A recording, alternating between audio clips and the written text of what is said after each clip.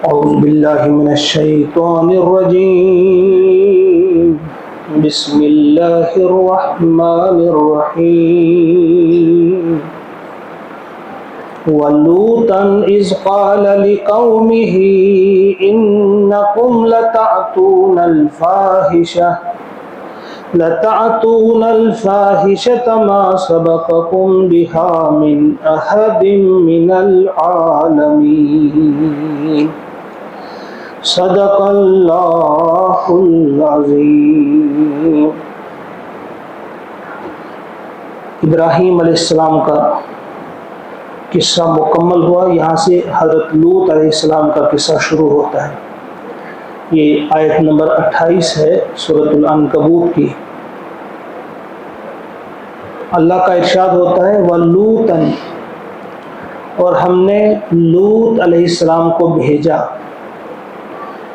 یا دوسرے لفظوں میں آپ یاد رکھیے، ہم یوں کہہ سکتے ہیں کہ لوط علیہ السلام کا واقعہ بھی قابل ذکر ہے، یاد کرنے کے، یاد رکھنے کے اور یاد دلانے کے قابل یہ واقعہ ہے لوط علیہ السلام کا۔ ہماری ہدایت کا اس میں بہت سامان ہے۔ وَلُوطًا، اور لوط علیہ السلام کو ہم نے بھیجا، اذ قال، جب کہا اس نے، لِقَوْمِهِ، اپنی قوم سے۔ یہ آپ ذہن میں رکھیں، یہاں اپنی قوم کی سینس میں کہا گیا ہے کہ جس قوم کی طرف اسے بھیجا گیا تھا اس قوم سے اس نے کہا، کیونکہ جن کی طرف اسے بھیجا گیا تھا یہ ان کی اپنی قوم نہیں تھی۔ یہ ایک ہی اس قسم کا آپ سمجھو، ابراہیم علیہ السلام کے بھتیجے تھے لوط علیہ السلام، ان کو ابراہیم علیہ السلام نے بھیجا تھا صدوم کے علاقے میں، تو یہ ان کی قوم نہیں تھی۔ ہاں جب وہاں شادی کی تو ان کی بیٹی سے شادی کی، اس قوم کی بیٹی سے شادی کی، لیکن تھے یہ خود اس قوم کے فرد نہیں تھے۔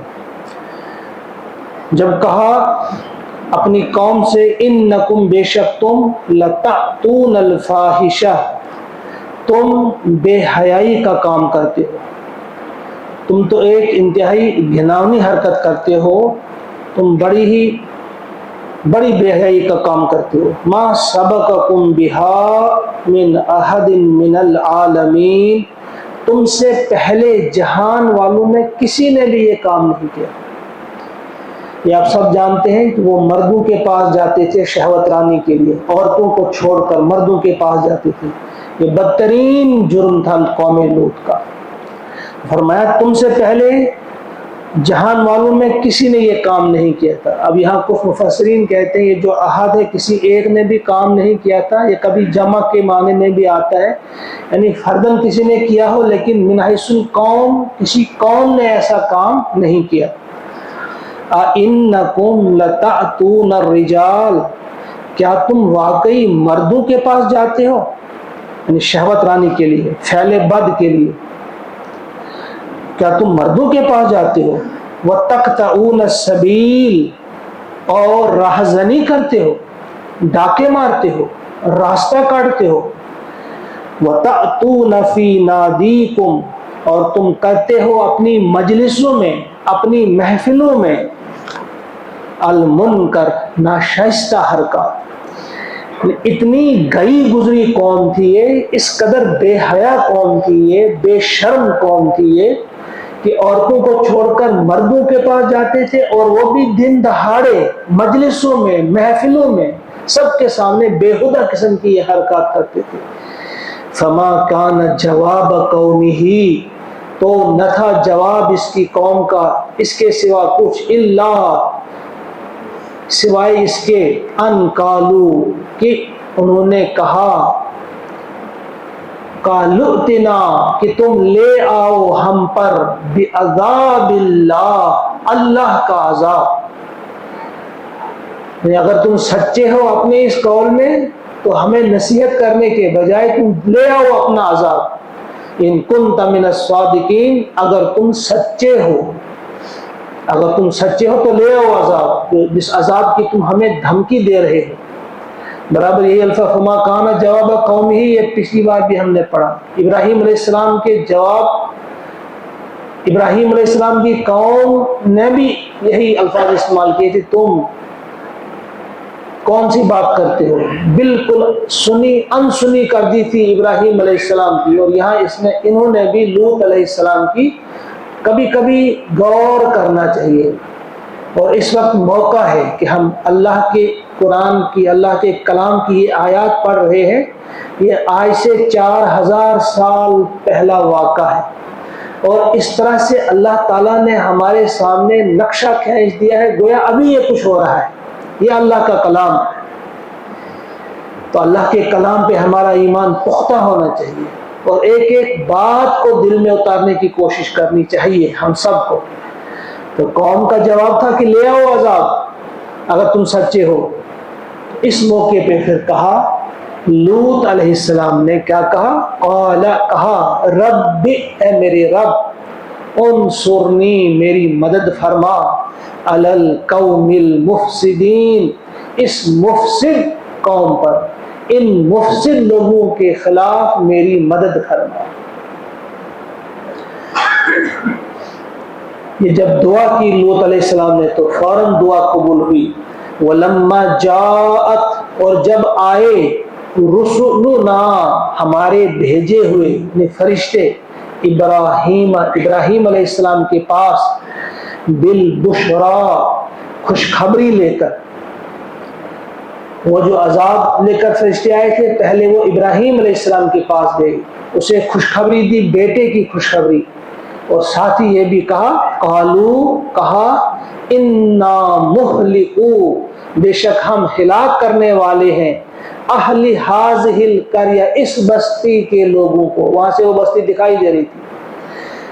فرشتوں نے کہا، یہاں تو مختصر واقعہ کہا گیا ہے، ہم پہلے پڑھ چکے اس کو، آپ کو یاد ہوگا، سورہ ہود میں ہم نے پڑھا یہ واقعہ تفصیل کے ساتھ۔ جب وہ آئے، ابراہیم علیہ السلام نے بچڑا ذبح کیا، ان کے سامنے کھانا رکھا، وہ کھانے نہیں لگے، تو ابراہیم علیہ السلام کو خوف ہوا، خطرہ ہوا، پتہ نہیں کیا ہوگا، اور ڈر گئے وہ۔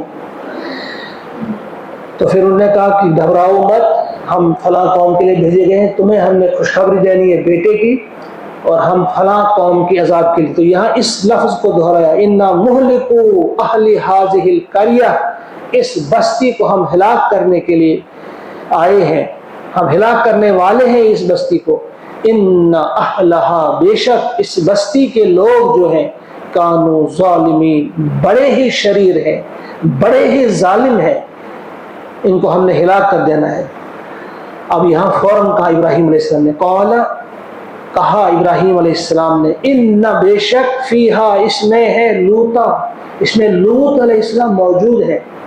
یہاں پھر شارٹ کیا، وہاں پہلے ہم پڑھ آئے تفصیل کے ساتھ کہ ابراہیم علیہ السلام یجادل فی قوم، لوط علیہ السلام کی قوم کے بارے میں ہم سے جھگڑنے لگے، یعنی بہت بحث مباحثہ کیا فرشتوں کو، ان کو معاف کرو، ان کو معاف کرو، کیونکہ وہ اواب حلیم تھا، اواب تھا، حلیم تھا، کہ ان کو معاف کر دو۔ لیکن پھر جب فرشتوں نے کہا کہ ابراہیم چھوڑو، یہ فیصلہ تمہارے رب کا ہو چکا ہے، اب اس قوم کے بارے میں تم بحث مت کرو۔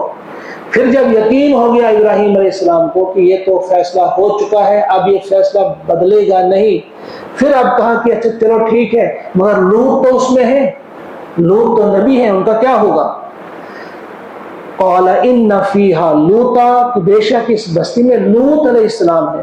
قالو، فرشتوں نے جواب دیا، وہ بولے، نحن، ہم، اعلم، خوب جانتے ہیں، بمن فیہا، کہ اس بستی میں کون کون ہے، اس بستی میں رہنے والے کون کون سے لوگ ہیں، ہم ان کو خوب اچھی طرح سے جانتے ہیں۔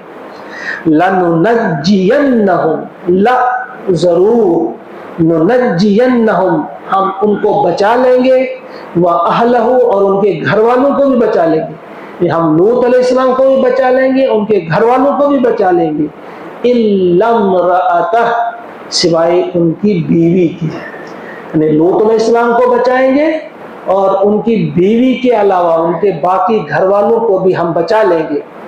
کانت من الغابرین، کانت تھی، ہے، دونوں اس کے معنی، کبھی تھی آئے گا، کبھی ہاں آئے گا، وہ ہے، من الغابرین، پیچھے رہ جانے والوں میں، یعنی جب آپ لے چلو گے، وہاں تفصیل آئی ہے کہ آپ چلو گے اور پیچھے نہیں دیکھو گے، پیچھے مڑ کر نہیں دیکھو گے، یہ دوسری جگہ تفصیل آئی ہے قرآن پاک میں۔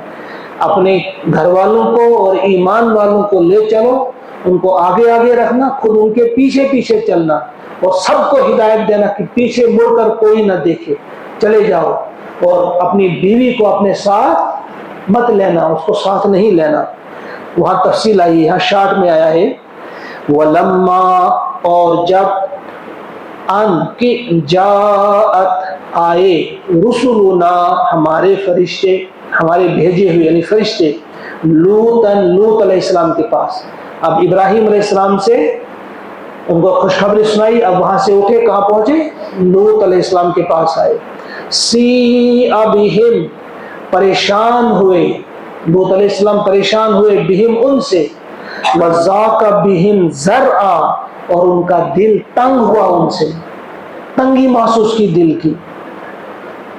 کیوں؟ وقالو، فرشتے بولے، لا تخف، ڈرو نہیں، ولا تحزن، اور غم نہ کھاؤ۔ یہاں پھر شارٹ کیا، پہلے ہم پڑھائے کہ جب وہ آئے، یہ کس شکل میں آئے تھے؟ نوجوان لڑکوں کی شکل میں، چہرے پہ داڑھی نہیں تھی، مونچھ نہیں تھی، تو یہ بد کردار اور بدماش لوگ جو ہی انہیں پتہ چلا کہ وہاں کچھ جوان آئے ہیں تو فوراً دوڑ کر گئے کہ ہاں شکار کو پہنچ گیا، تو وہ سیدھا حملہ کر کے گئے اس گھر میں۔ تو اس وقت بہت پریشان ہوئے لوط علیہ السلام، اگر میں ان کی مہمان نوازی نہیں کروں گا تو بے مروتی ہوگی، اگر ان کو میں اپنے گھر میں ٹھہرنے دوں گا تو یہ لوگ ان پر حملہ آور ہوں گے، یہ انتہائی بے غیرت اور بے شرم اور بے حیا ہیں، تو میں اب کیا کروں؟ اس وقت ان کی دل سے وہ دعا نکلی تھی کہ کاش مجھے طاقت ہوتی یا کوئی طاقت میرا ساتھ دیتی، اور یہ دعا اس وقت کی، رب انصرنی علی القوم المفسدین، اے میرے رب ان مفسدوں کے مقابلے میں میری مدد فرما۔ اس وقت تو دل سے دعا نکلی، پھر پیغمبر کی دعا۔ جب تنگ دل ہوئے اور دعا بھی کی اور ان کو دیکھا وہ پریشان ہو گئے ہیں، تو پھر وہ بولے فرشتے، لا تخف ولا تحزن، لوگ خوف مت کرو، غم مت کھاؤ، انا منجوک، ہم تمہیں بچا لیں گے، واہلک، تمہارے گھر والوں کو بچا لیں گے، الا امرأتک، سوائے تمہاری بیوی کے، کانت من الغابرین، جو پیچھے رہنے والوں میں سے ہے، وہ پیچھے رہے گی، تمہیں بھی بچا لیں گے، تمہارے گھر والوں کو بھی، تمہاری بیوی کے علاوہ، اور غم مت کرو، یہ ہم تک نہیں پہنچ پائیں گی۔ تفصیل دوسری جگہ اس واقعے کی آئی ہے کہ کہا کہ تم مت گھبراؤ، یہ ہم تک نہیں پہنچ پائیں گے، نہ تم تک پہنچ پائیں گے، بلکہ ہم فرشتے ہیں، ہم آئے ہی اسی لیے ہیں کہ ان کو سبق پڑھائیں گے۔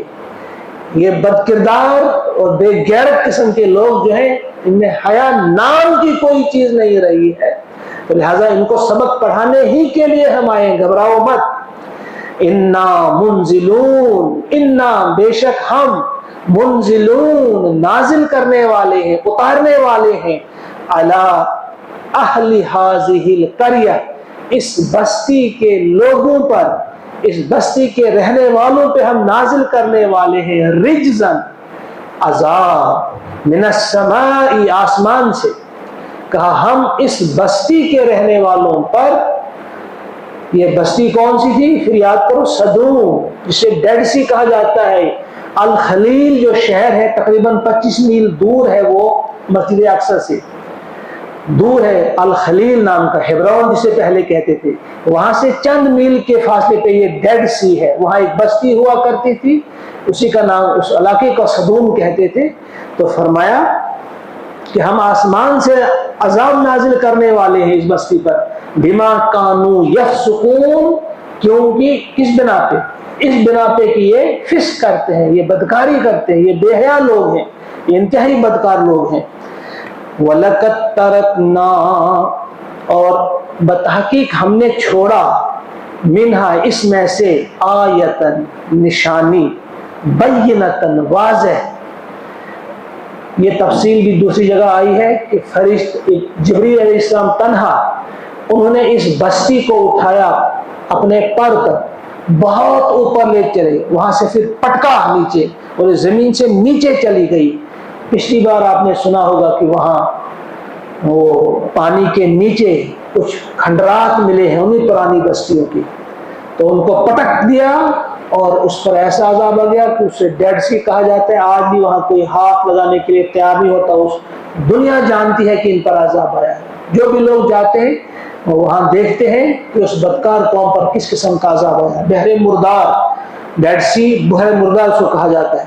تو فرمایا وَلَقَدْ تَرَكْنَا مِنْهَا آیَةً بَيِّنَةً، یعنی ان میں سے چھوڑا ہم نے. کیا چھوڑا پیچھے؟ ایک کھلی نشانی. لِقَوْمٍ يَعْقِلُونَ، ان لوگوں کے لیے جو عقل سے کام لیتے ہیں. وہ نشانی کیا ہے؟ مفسرین کے نام لکھتے ہیں وہ نشانی وہی ڈیڈ سی ہے. آج سارے لوگ جانتے ہیں کہ دیکھو اللہ کے جو نافرمان لوگ ہوتے ہیں ان پر کس طرح سے عذاب آتا ہے، اور پھر عذاب میں سے کچھ حصہ رکھا جاتا ہے باقی کے لیے تاکہ عقل والے لوگ کام لیں اپنی عقل سے. جس طرح فرعون کو جب غرق کر دیا، تباہ و برباد کر دیا، اس کی لاش کو رکھا. اس کی لاش کو اس لیے رکھا کہ تا قیامت دنیا کو پتہ چلے کہ نافرمانوں کے ساتھ، اللہ کے باغی بندوں کے ساتھ اللہ تعالیٰ کا کیا سلوک ہوتا ہے. اور یہاں بھی ان کی نشانی رکھی کہ قوم لوط کو تباہ کر دیا گیا، برباد کر دیا گیا، ان کا نام و نشان مٹا دیا گیا، مگر وہ نشانی رکھی گئی. وہ ڈیڈ سی موجود ہے تاکہ لوگ، اور آج تو سب وہاں جو جاتے بھی نہیں وہ بھی دیکھتے ہیں. آج آپ سب نے دیکھا ہوگا اس پر یوٹیوب پر کہاں کہاں دیا ہوتا ہے، وہ آج دیکھتے ہیں وہاں پہ. تو یہ آیت نمبر 35 تک یہ مکمل ہو گیا واقعہ حضرت لوط علیہ السلام کا. انشاءاللہ کل ہم حضرت شعیب علیہ السلام کا واقعہ پڑھیں گے جنہیں مدین کی طرف بھیجا گیا تھا. اللہ سے دعا ہے کہ ان آیات میں جو آج ہم نے پڑھی، جن میں حضرت لوط علیہ السلام کا قصہ ہم نے پڑھا، اس میں بہت ساری عبرت کی چیزیں ہیں، بہت ساری نصیحت حاصل کرنے کی چیزیں ہیں کہ لوط علیہ السلام کتنا سمجھاتے تھے اپنی قوم کو، لیکن قوم نے انہیں جھوٹا کہا. قوم نے ان کی بات کی طرف دھیان نہیں دیا، انہیں سچا نہیں جانا. آج بھی جو لوگ ایک کان سے سنتے ہیں قرآن کی آیات، دوسری کان سے نکال دیتے ہیں، اللہ بچائے، وہ بھی اپنے آپ کو عذاب کا مستحق کر رہے ہیں.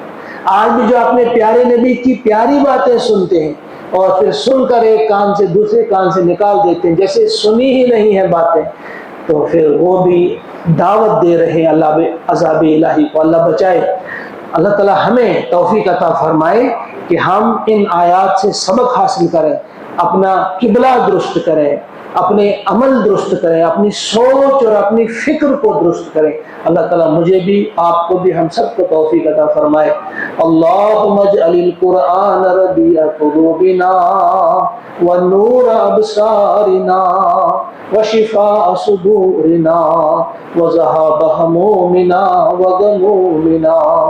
اللہم ارحمنا بالقرآن واجعله لنا اماما ونورا وهدى ورحمة واجعله لنا حجة يا رب العالمين. ربنا تقبل منا انك انت السميع العليم. آمين ثم آمين. السلام